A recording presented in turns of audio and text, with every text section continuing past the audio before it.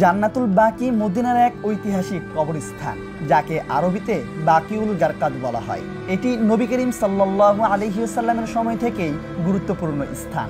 ইমাম মালিক রাহমাতুল্লাহি আলাইহির মতে এখানে প্রায় 10,000 সাহাবীর কবর রয়েছে, তবে কোনো কবরই চিহ্নিত নয়। নবী করিম সাল্লাল্লাহু আলাইহি ওয়াসাল্লাম নিজেই প্রথম উসমান ইবনে মাযউন রাদিয়াল্লাহু তাআলা আনহুকে এখানে দাফন করেন, যেটা আল্লাহর নির্দেশ ছিল। পরবর্তীতে জান্নাতুল বাকি বিস্তৃত হয়ে ওঠে এবং এখানে গুরুত্বপূর্ণ ব্যক্তিদের দাফন করা হয়, যেমন নবীকন্যা ফাতেমা রাদিয়াল্লাহু তাআলা আনহা, তৃতীয় খলিফা উসমান রাদিয়াল্লাহু তাআলা আনহু, সাহাবী আব্দুল্লাহ ইবনে মাসউদ রাদিয়াল্লাহু তাআলা আনহু প্রমুখ। নবী করিম সাল্লাল্লাহু আলাইহি ওয়াসাল্লাম জান্নাতুল বাকি বাসীদের জন্য নিয়মিত দোয়া করতেন।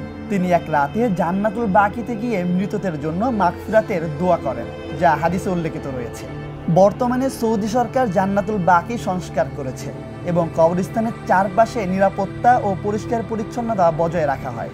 তবে ওয়াহাবি আন্দোলনের পর কবরগুলোর ওপর সমস্ত স্থাপনা ধ্বংস করা হয় এবং এখন আর কোনো নাম ফলক নেই, তাই কার কবর কোনটা তা চিহ্নিত করা কঠিন।